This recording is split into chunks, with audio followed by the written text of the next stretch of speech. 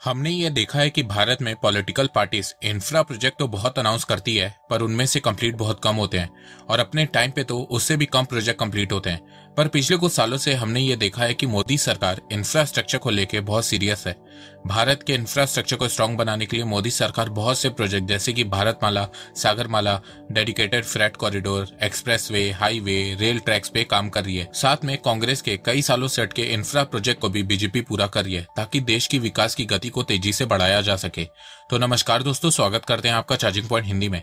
दोस्तों, आज के इस वीडियो में हम जानेंगे उन 10 इंफ्रा प्रोजेक्ट के बारे में जो कांग्रेस के टेन्योर में सालों से अटके हुए थे और उन्हें मोदी सरकार ने कंप्लीट किया है। तो जानने के लिए जुड़े रहिए आप इस वीडियो के साथ। 2004 से 2014 के बीच कांग्रेस गवर्नमेंट हर साल खूब सारे इंफ्रा प्रोजेक्ट को अनाउंस करती थी, पर उसे पूरा नहीं कर पाती थी। 2011 से 2014 के बीच सिर्फ 3 सालों के दौरान 18 लाख करोड़ रुपए के इंफ्रा प्रोजेक्ट स्टॉल यानी कि ठप हो गए थे। पर फिर 2014 में बीजेपी पावर में आई और एक के बाद एक इन रुके हुए इंफ्रा प्रोजेक्ट को शुरू करने लगी और उसे कंप्लीट करने लगी। और ऐसा बीजेपी ने इसलिए किया क्योंकि बहुत सारे इंफ्रास्ट्रक्चर के प्रोजेक्ट बीच में ही रोक दिए गए थे, जिससे वहां के लोगों को परेशानी हो रही थी और साथ में टैक्स पेयर का पैसा भी वेस्ट हो रहा था। तो अब इन रुके हुए इंफ्रा प्रोजेक्ट को कंप्लीट करने के बाद एक तो देश की ट्रांसपोर्ट कनेक्टिविटी स्ट्रांग हुई है, साथ में देश का इंफ्रास्ट्रक्चर भी पहले के मुकाबले स्ट्रांग हुआ है और टैक्स पेयर का पैसा भी वेस्ट होने से बचा है। तो आइए जानते हैं उन 10 इंफ्रा प्रोजेक्ट के बारे में जो कई सालों से अटके हुए थे और उन्हें बीजेपी ने कंप्लीट किया है। साल 2003 में असम के तिनसुकिया डिस्ट्रिक्ट में 9.25 किलोमीटर का 3 लेन ब्रिज बनाने का इंफ्रा प्रोजेक्ट अनाउंस हुआ था। इस ब्रिज को लोहित रिवर के ऊपर बनाने का प्रस्ताव पास हुआ था। इस प्रोजेक्ट की कॉस्ट 2056 करोड़ रुपए थी। भूपेन हजारिका सेतु ब्रिज असम के फेमस सिंगर के नाम पे रखा गया है। इस ब्रिज की डिमांड असम के लोकल एमएलए जगदीश बुयान ने 2003 में अटल जी के सामने रखी थी, पर फिर 2004 में अटल जी इलेक्शन हार जाते हैं और फिर ये प्रोजेक्ट 10 सालों के लिए होल्ड में चला जाता है। पर फिर 2014 में जैसे ही मोदी सरकार पावर में आती है, वो दोबारा से इस प्रोजेक्ट पे तेजी से काम शुरू करने लगती है और फिर 2017 में ब्रिज बनके तैयार भी हो जाता है। तो जो ब्रिज को 3-4 साल में बन के तैयार हो जाना चाहिए था, उसे बनने में 14 साल लग जाते हैं। अब आप बोलोगे कि ये ब्रिज ज्यादा इंपॉर्टेंट नहीं होगा, तो इसीलिए कांग्रेस इस पे ध्यान नहीं दे रही होगी। तो देखो, इस ब्रिज के बनने के बाद अरुणाचल से असम के बीच ट्रेवल टाइम 6 घंटे से कम होकर 2 घंटे हो गया है। इस ब्रिज ने 2 स्टेट के बीच ट्रेवल टाइम को कम कर दिया है और साथ में ट्रांसपोर्ट कनेक्टिविटी को भी स्ट्रॉन्ग किया है। इस प्रोजेक्ट की शुरुआत 2000 में हुई थी और 2005 में इस प्रोजेक्ट को कंप्लीट करने का टारगेट सेट किया गया था, पर फिर सरकार बदल गई और ये प्रोजेक्ट पे भी काम बंद हो गया। पर फिर जैसे ही 2014 में बीजेपी की सरकार बनी, ये प्रोजेक्ट पे काम शुरू हुआ और 110 किलोमीटर लंबे रेलवे लाइन का उद्घाटन प्रधानमंत्री नरेंद्र मोदी जी ने अक्टूबर 2017 में किया। इस प्रोजेक्ट को कंप्लीट होने में 17 साल लग गए। इस रेलवे लाइन के बनने के बाद दिल्ली से साउदर्न स्टेट के बीच का 380 किलोमीटर का गैप कम हो गया है और ट्रेवल टाइम 6 से 8 घंटे कम हो गया है। इस प्रोजेक्ट की कॉस्ट 1542 करोड़ रुपए। साल 2006 में कांग्रेस के फाइनेंस मिनिस्टर पी चिदम्बरम ने बजट के दौरान अनाउंस किया था कि वो देश में 7 नए एक्सप्रेसवे बनाएंगे, जिसमें से एक एक्सप्रेसवे दिल्ली से मेरठ के बीच होगा। पर 2015 तक ये प्रोजेक्ट स्टार्ट ही नहीं हो पाया। कभी बजट के चलते ये इंफ्रा प्रोजेक्ट होल्ड में चला जाता था, तो कभी लैंड एक्विजिशन में प्रॉब्लम होने से ये इंफ्रा प्रोजेक्ट होल्ड में चला जाता था। इस प्रोजेक्ट की फाउंडेशन स्टोन 2015 के न्यू ईयर ईव के दिन रखी गई थी और national highway authority of India NHAI ने डिसाइड किया कि वो 14 लेन का 96 किलोमीटर का दिल्ली मेरठ एक्सप्रेसवे बनाएंगे। इस प्रोजेक्ट की कॉस्ट 8346 करोड़ रुपए और 2018 में ये एक्सप्रेसवे शुरू भी हो गया। सिर्फ 3 साल में एक्सप्रेसवे बनके तैयार हो गया। इस एक्सप्रेसवे के बनने से दिल्ली और मेरठ के बीच ट्रेवल टाइम 2.5 घंटे से कम होकर 45 मिनट हो गया। अगर ये प्रोजेक्ट 2006 में फाइनलाइज हो जाता तो 2009 तक बनके तैयार हो जाता, पर इस इंफ्रा प्रोजेक्ट को कंप्लीट होने में 12 साल लग गए। 201 एकड़ में बना पाक्योंग एयरपोर्ट एक ग्रीनफील्ड एयरपोर्ट है। इस एयरपोर्ट को 4600 फीट ऊंचाई पे बनाया गया है। यह सिक्किम का पहला ग्रीनफील्ड एयरपोर्ट है, साथ ही देश का 100वां ऑपरेशनल एयरपोर्ट है। 2008 में cabinet committee on economic affair ने इस एयरपोर्ट को बनाने की अप्रूवल दी थी, लेकिन कुछ कारणों की वजह से ये प्रोजेक्ट भी लटक गया। इसके बाद अक्टूबर 2015 में इस पे काम फिर से शुरू हुआ और 24 सितंबर 2018 को इस एयरपोर्ट का उद्घाटन किया गया और 4 अक्टूबर 2018 को यहां से पहली ऑपरेशनल फ्लाइट ने उड़ान भरी। इस प्रोजेक्ट की कॉस्ट 533 करोड़ रुपए है। ये एयरपोर्ट भारत के डिफेंस के लिए भी बहुत ज्यादा इंपॉर्टेंट है, क्योंकि ये एयरपोर्ट भारत चाइना बॉर्डर से सिर्फ 60 किलोमीटर दूर है। इस एयरपोर्ट की मदद से इंडियन एयरफोर्स के एयरक्राफ्ट बहुत ही आराम से इंडो चाइना बॉर्डर पे पेट्रोलिंग, इवन वॉर सिचुएशन में अटैक भी कर सकते हैं। बहुत समय से दिल्ली में वेस्टर्न और ईस्टर्न पेरिफेरल एक्सप्रेसवे की मांग हो रही है, जिसके जरिए दिल्ली से ट्रक्स और बसेस को डाइवर्ट किया जा सके, जिससे दिल्ली में ट्रैफिक जाम कम हो सके और पॉल्यूशन में गिरावट हो सके। इस प्रोजेक्ट का प्रस्ताव सबसे पहले 2003 में रखा गया था, पर पुरानी सरकारों के पास इस प्रोजेक्ट के लिए बजट नहीं था, तो ये प्रोजेक्ट भी अटक गया। फिर अप्रैल 2016 में नितिन गडकरी जी ने इस प्रोजेक्ट को दोबारा से शुरू किया और सिर्फ 2 साल में नवंबर 2018 में 135 किलोमीटर का 6 लेन वेस्टर्न एक्सप्रेसवे बना के देश को दे दिया। वहीं ईस्टर्न एक्सप्रेसवे प्रोजेक्ट को कंप्लीशन डेट से पहले ही बना के 27 में 2018 को देश को दे दिया। अगर ये प्रोजेक्ट 2003 में शुरू हो जाता तो 2006 तक बनके तैयार हो जाता। भारत के 12 साल वेस्ट नहीं होते। असम में ब्रह्मपुत्र नदी पर बना बोगीबिल ब्रिज का काम 2002 में शुरू किया गया था और इसे 6 साल में कंप्लीट करने का टारगेट सेट किया गया था।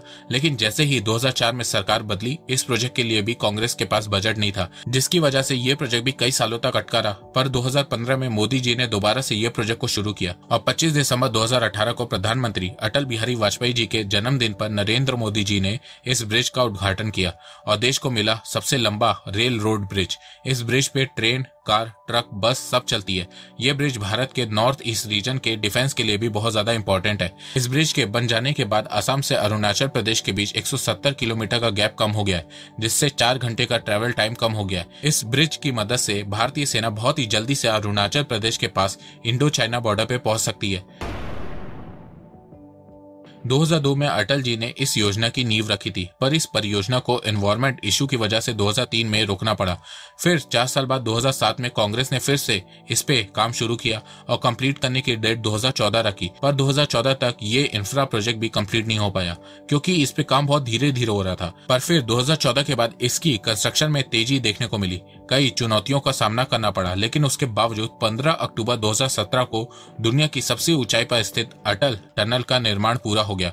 25 दिसंबर 2019 को अटल बिहारी वाजपेयी जी के जन्मदिन पर नरेंद्र मोदी जी ने उनके सम्मान में इस टनल का नाम अटल टनल रखा और 3 अक्टूबर 2020 को प्रधानमंत्री नरेंद्र मोदी जी ने इस टनल का उद्घाटन किया। अटल टनल का मेन उद्देश्य हिमाचल प्रदेश से लेह को जोड़ना है और इनके बीच डिस्टेंस और ट्रेवल टाइम को कम करना है। Atal tunnel world longest highway tunnel above 10,000 feet है। ये टनल 10,000 फीट पे बनाई गई है। इस टनल की लेंथ 9 किलोमीटर है। अटल टनल प्रोजेक्ट का सपना अटल बिहारी वाजपेयी जी ने देखा था।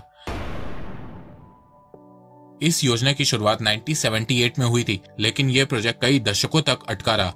इस प्रोजेक्ट ने देश के 12 प्रधानमंत्री और उत्तर प्रदेश के 15 चीफ मिनिस्टर का कार्यकाल देखा, पर 2017 के बाद से इस प्रोजेक्ट में तेजी आई है। सरयू कनाल परियोजना से 5 नदियों को जोड़ा गया है। इस प्रोजेक्ट से उत्तर प्रदेश के 9 डिस्ट्रिक्ट के 14 लाख हेक्टेयर लैंड में सिंचाई यानी कि इरिगेशन में मदद होगी, जिससे यूपी के 29 लाख किसानों और 6,200 गांव को फायदा होगा। सरयू कनाल परियोजना के निर्माण की टोटल कॉस्ट 9,800 करोड़ रुपए है, जिसमें से 4600 करोड़ रुपए पिछले 4 सालों में खर्च किया गया है।